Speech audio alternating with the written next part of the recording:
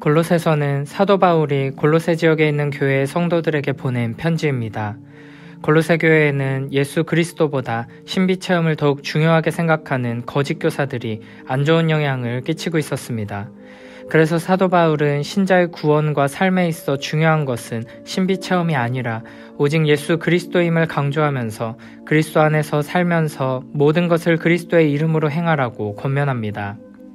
먼저 1절, 2절은 편지의 머릿말입니다. 하나님의 뜻으로 말미암아 그리스도 예수의 사도된 바울과 형제 디모데는 골로새에 있는 성도들 곧 그리스도 안에서 신실한 형제들에게 편지하노니 우리 아버지 하나님으로부터 은혜와 평강이 너희에게 있을지어다.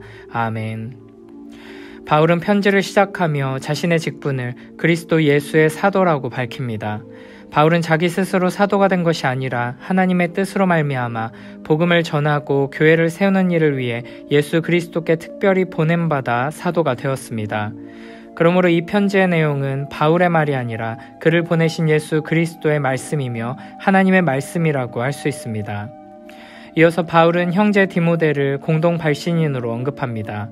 아마도 바울이 불러주는 것을 디모데가 받아 적는 방식으로 편지를 작성했을 것입니다. 편지의 수신인에 대해서는 골로새에 있는 성도들이라고 말하는데 여기서 성도는 세상에서 거룩하게 구별되어 하나님께 속한 사람들이라는 의미입니다. 또한 이들은 그리스도 안에 있는 신실한 형제들입니다. 이는 골로새 교인들 대다수가 진실하고 신뢰할 만하다는 칭찬이며 또한 바울과 디모데의 관계처럼 그리스도 안에서 하나님의 자녀가 되었음을 나타냅니다. 머리말의 마지막 부분에서 바울은 우리 아버지 하나님으로부터 은혜와 평강이 너희에게 있을지어다 라고 말합니다. 바울은 항상 편지를 시작하며 이런 식으로 인사를 했는데 여기서 평강은 유대인들의 인사말 샬롬에서 온 것입니다. 또한 여기서도 바울은 하나님을 우리 아버지라고 표현하면서 바울과 골로새 성도들 사이에 형제됨의 친밀한 관계를 나타냅니다. 이어서 3절부터 6절에서 바울은 골로새 성도들의 믿음과 사랑과 소망으로 인해 하나님께 감사드립니다. 우리가 너희를 위하여 기도할 때마다 하나님 곧 우리 주 예수 그리스도의 아버지께 감사하노라. 이는 그리스도 예수 안에 너희의 믿음과 모든 성도에 대한 사랑을 들었으며 너희를 위하여 하늘에 쌓아둔 소망으로 말미암음이니 곧 너희가 전에 복음 진리의 말씀을 들은 것이라. 이 복음이 이미 너희에게 이름에 너희가 듣고 참으로 하나님의 은혜를 깨달은 날부터 너희 중에서와 같이 또한 온 천하에서도 열매를 맺어 자라는도다. 아멘. 바울은 골로새 성도들을 위해 기도할 때마다 하나님께 감사한다고 말합니다. 왜냐하면 골로새 성도들이 그리스도 예수 안에 믿음을 가지고 있기 때문이며 모든 성도에 대한 사랑을 가지고 있기 때문입니다. 그리스도 예수 안에 믿음이라는 표현은 그들이 그리스도를 바르게 믿다고 있다는 의미와 더불어 그리스도를 믿음으로써 주님과 연합하고 그 안에 거하고 있음을 나타냅니다. 또한 그들의 믿음은 단순히 말로만 하는 믿음이 아니라 모든 성도들을 향한 사랑으로 표현되고 증명되고 있었습니다. 여기서 모든 성도는 골로새 지역의 성도들뿐 아니라 주변 지역, 곧 라우디게아와 히에라폴리스에 있는 모든 성도들까지도 포함하는 의미입니다. 참으로 골로새 교회의 믿음은 죽은 믿음이 아니라 사랑으로서 역사하는 믿음인 것입니다. 이렇게 골로새 교회가 믿음과 사랑을 가지게 된 것은 그들에게 하늘에 쌓아둔 소망이 있기 때문입니다.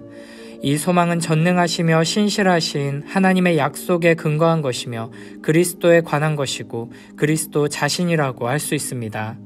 이 분명한 소망에서 참된 믿음이 나오고 아름다운 사랑의 실천이 나오게 되는 것입니다. 그리고 이 모든 것, 믿음, 소망, 사랑은 복음 진리의 말씀을 듣는 것에서부터 시작됩니다. 복음의 핵심은 하나님의 아들 예수 그리스도께서 우리의 죄를 위해 십자가에서 죽으시고 부활하셨다는 것이고 그분을 주님이자 구원자로 믿음으로 말미암아 은혜로 구원을 받는다는 것입니다.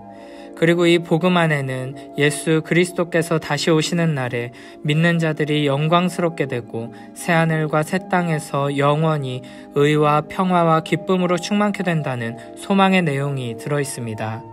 그래서 골로새 교회 성도들은 이 복음 안에서 소망을 가지게 되었고 참된 믿음과 사랑을 가지게 된 것입니다. 6절에서는 이 복음이 골로새 교회 안에서 열매를 맺고 자란다고 말합니다. 복음의 능력으로 인해 믿는 자들의 수가 점점 늘어나며 믿는 자들의 삶이 변화되고 선한 행실의 열매를 풍성하게 맺고 있는 것입니다. 이렇게 골로새 교회 성도들 안에서 놀랍게 역사하는 복음은 온 천하 모든 세상에서 힘차게 전진하고 있으며 아름답게 역사하고 있습니다. 사도들이 사역하던 초대교회 때뿐 아니라 지금 이 시대에도 오늘날 우리 안에도 동일한 복음의 역사가 일어나고 있습니다. 참된 복음 앞에 겸손히 엎드려 이 영광스러운 복음의 능력을 경험하며 살아가는 복된 우리 모두가 되길 축복합니다. 이어서 7절, 8절에서는 골로새 교회에 복음을 전한 사람에 대해 말합니다. 이와 같이 우리와 함께 종된 사랑하는 에바브라에게 너희가 배웠나니 그는 너희를 위한 그리스도의 신실한 일꾼이요 성령 안에서 너희 사랑을 우리에게 알린 자니라. 아멘.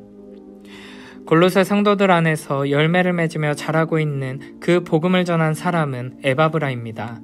에바브라는 복음을 가르친 사람이며 바울과 함께 종이 된 사랑하는 사람이며 골로새 교회를 위한 그리스도의 신실한 일꾼입니다.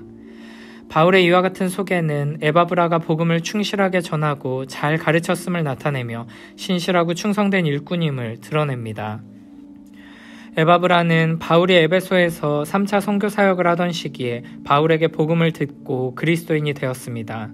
그는 바울과 함께 사역하다가 고향인 골로새로 돌아가서 복음을 전했고 골로새뿐 아니라 라오디게아와 히에라폴리스에도 교회를 세웠습니다. 에바브라가 세운 골로새 교회의 구성원들은 주로 이방인들이었습니다. 그들은 에바브라를 통해 복음을 듣고 하나님의 은혜를 깨달았고 예수 그리스도를 주로 받아들이며 질서정연하게 교회 생활을 했습니다. 그러나 골로새 지역에 신비체험을 강조하는 거짓 교사들이 문제를 일으키자 에바브라는 사도 바울에게 도움을 청하기 위해 로마로 향합니다.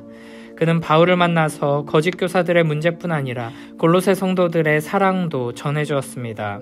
그리고 나서 에바브라는 다시 골로새로 돌아가지 않고 바울 곁에 남아 함께 동역했습니다.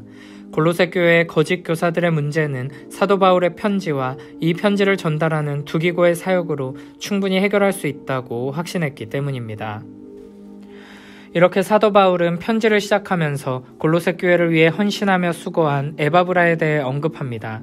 이것은 골로새 성도들이 에바브라가 전해준 진리의 말씀, 곧 참된 복음을 잘 붙들고 거짓 교사들의 가르침에 흔들리지 말 것을 당부하기 위한 것입니다.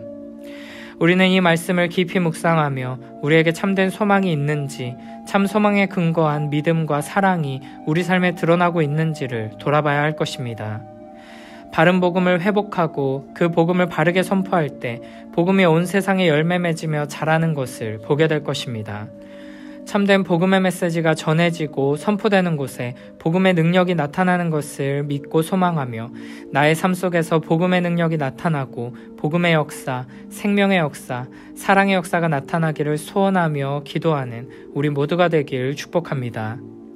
또한 에바브라와 같이 바른 복음을 가르치는 신실한 일꾼들을 통해 교회 공동체가 바르고 건강하게 세워지게 되길 기도하며 함께 헌신해 나가는 복된 우리 모두가 되길 축복합니다. 이어서 9절부터 14절에서 사도 바울은 골로새 성도들이 하나님의 뜻을 아는 지식으로 충만하게 되어 주님께 합당하게 행하도록 기도합니다.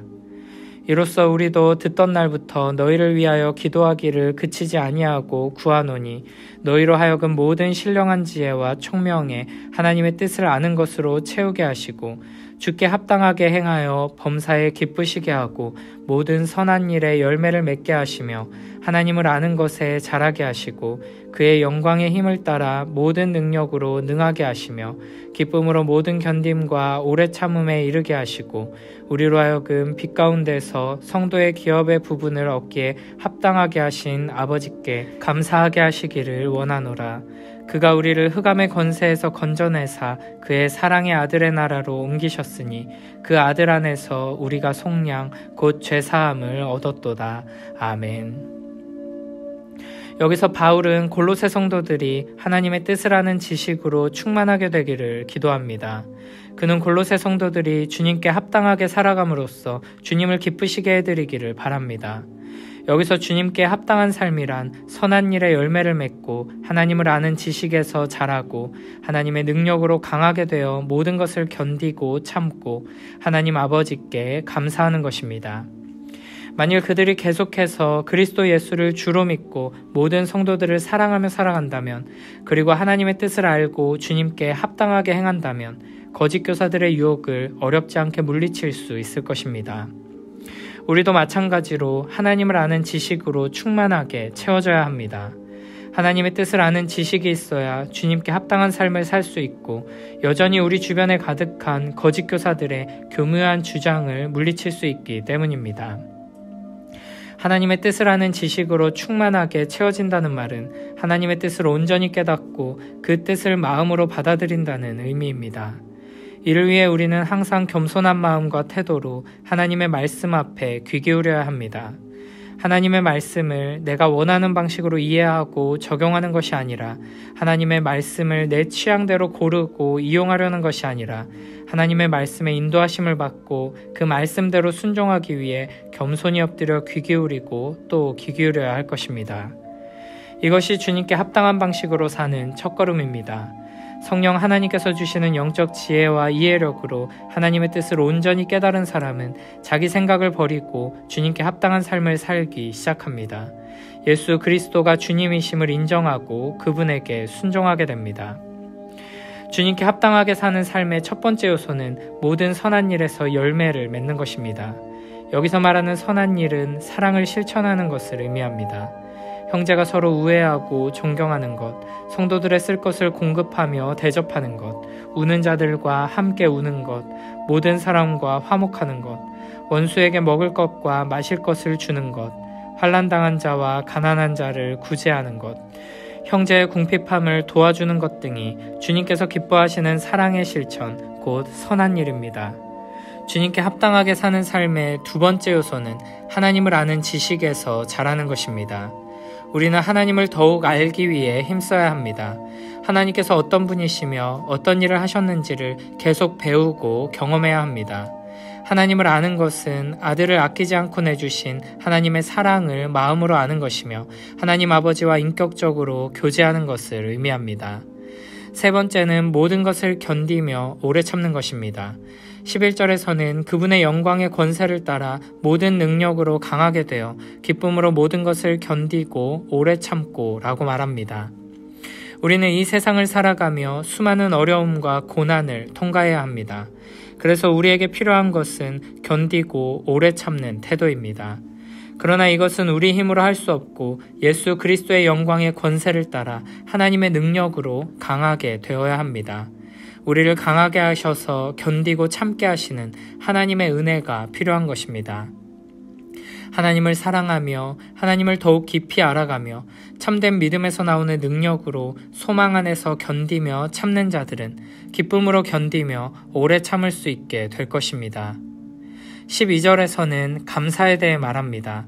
바울은 하나님께서 베푸신 구원의 은혜를 언급하면서 감사의 세 가지 이유를 언급하는데, 첫째, 하나님 아버지께서 성도의 기업의 몫을 받을 자격을 우리에게 주셨기 때문이고, 둘째, 우리를 흑암의 권세에서 구해내어 사랑하는 아들의 나라로 옮기셨기 때문이고, 셋째, 그 아들 안에서 우리의 죄를 용서하셨기 때문입니다.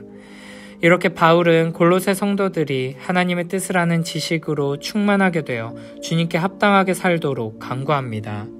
이 기도는 우리가 매일매일 해야 하는 기도입니다. 우리는 이 말씀을 통해 과연 나의 기도가 어디로 향하고 있는지, 이 세상에서의 성공과 행복인지, 아니면 하나님을 더욱 친밀하게 알아가며 하나님께서 기뻐하시는 삶을 살아가는 것인지를 돌아봐야 할 것입니다. 주님께 합당한 삶을 간절히 소원하며 이를 위해 기도하며 매일매일 말씀 앞에 엎드린다면 하나님께서는 반드시 그 기도에 응답하셔서 우리 삶에 놀라운 축복과 은혜를 베풀어 주실 것입니다. 모든 선한 일에 열매를 맺는 삶, 하나님을 아는 지식에서 자라가는 삶, 기쁨으로 모든 것을 견디고 오래 참는 삶이 되기를 소원하며 기도하며 나아가는 복된 우리 모두가 되길 축복합니다. 또한 하나님께서 우리에게 베푸신 구원의 은혜를 깨닫고 하나님께서 우리를 흑암의 권세에서 구해내어 그리스도의 나라로 옮겨주신 것, 빛 가운데 있는 성도의 기업을 받기에 합당한 자격을 갖게 하신 것, 우리의 죄를 사하신 것을 깊이 생각하며 그 놀라운 사랑과 은혜를 깊이 묵상하며 감사하고 또 감사하는 복된 우리 모두가 되길 축복합니다.